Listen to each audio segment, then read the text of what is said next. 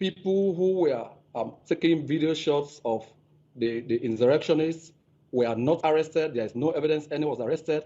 What we have is that the bloody insurrectionists themselves took very gleeful pictures while they were busy smashing the heads of slain police officers and posted them on Facebook and other social media outlets. So why is it that the government didn't respond to CNN's requests for information on, and I'm sitting here with these emails now, the 19th of August, the 19th of August, the 22nd of August, before this report was aired? You had more than enough time when CNN requested comment and a statement on these allegations, which were put by a number of protesters. So let me put this to you. The day after the Ministry of Information and Communication put out a statement saying, and I quote here, that the spreading of incendiary information on social media platforms to destabilise the state could result in 10 to 20 years in prison. That reference, the Cybersecurity and Crime Act of 2021, this additional mention of spreading of incendiary information is not in the Act signed in November 2021. You know that, and I know that. What's the reason for the late addition, sir? Okay, first, the emails you reference were not sent to personal addresses.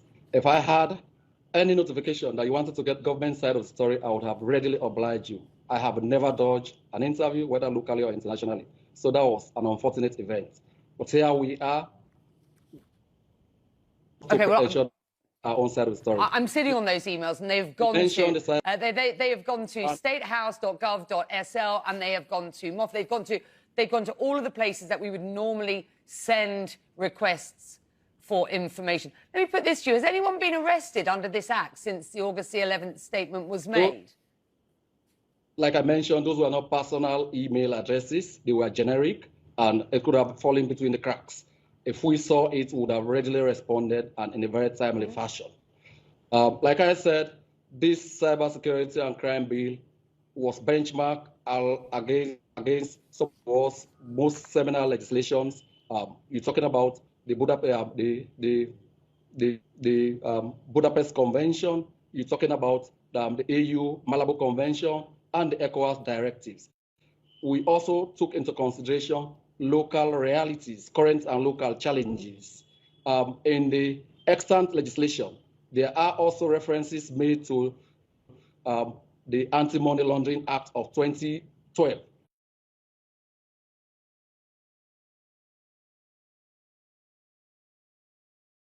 So there is nothing extraneous that was dragged into this law.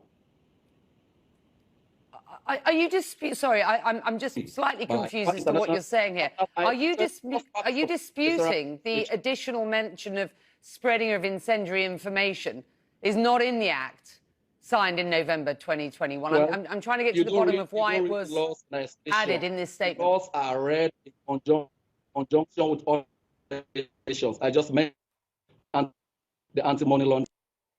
So you read laws in conjunction with other existing legislations. What you are doing is the mistake of reading it in isolation, and that's where the trouble starts.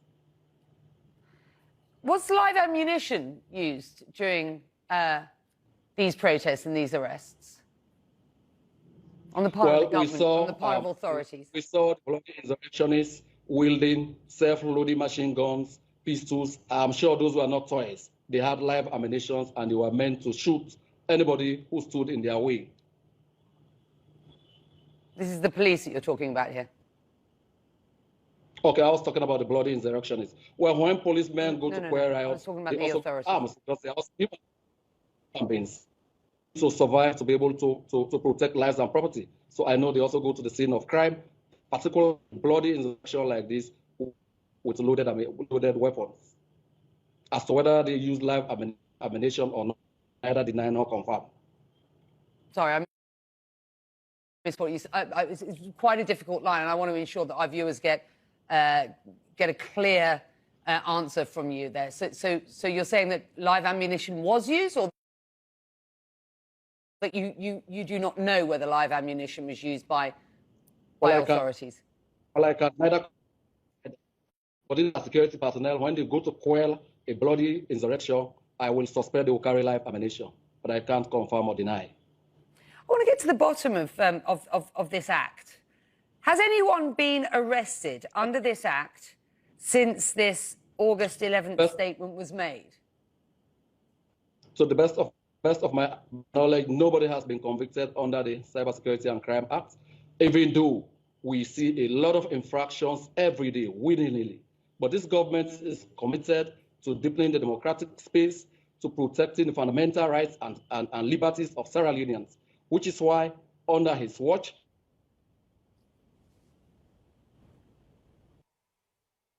law pushing 9 places to become the 46th most liberal in terms of free speech. We have, under the same dispensation, been able. So I'm so sorry. It's so important that we get your full answer, but the technology is letting us down on this, unfortunately. Your connection is going in and out. Let me try one other question to you and see if I can get a full answer from you. Several of those who participated or witnessed the protest told CNN they feared persecution for uploading any videos of the protests to social media, particularly those showing incidents of police violence due to the announcement of this act. What was the ministry's intention behind putting out this statement?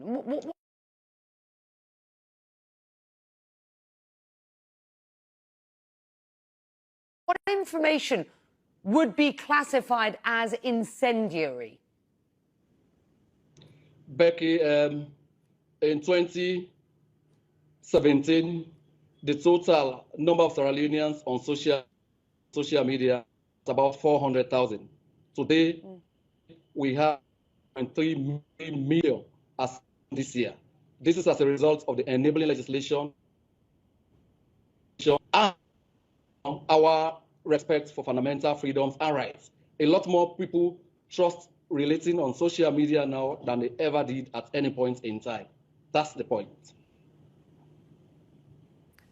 That wasn't the question, though. So I was asking what information would be classified as incendiary. Well, if, for example, you call on fellow citizens to take over State House, to burn prisons, to burn people alive in their cars, and we have in recent times have several such incendiary remarks. Yes, those are the kind that are categorized as incendiary threats, yes. But you're saying that nobody has been arrested under this act since August the 11th, when the statement was made? No. No. So since this incident, nobody has been arrested for that, to the best of my knowledge. I know there was a previous arrest, but that person was acquitted and discharged for want of evidence. So that is to tell you, we respect the rule of law, we respect due process, and we respect the fundamental rights and liberties of everyone. Right. Let's just continue this, because I want to drill down, and I thank you for your time here, and I hope that your connection will hold up, because it is important that we get your full answers out and give you the opportunity to respond. CNN has received testimony and video evidence from several protesters and bystanders that show unarmed civilians being hit by authorities. Can you verify that indeed was going on? I haven't seen evidence of that.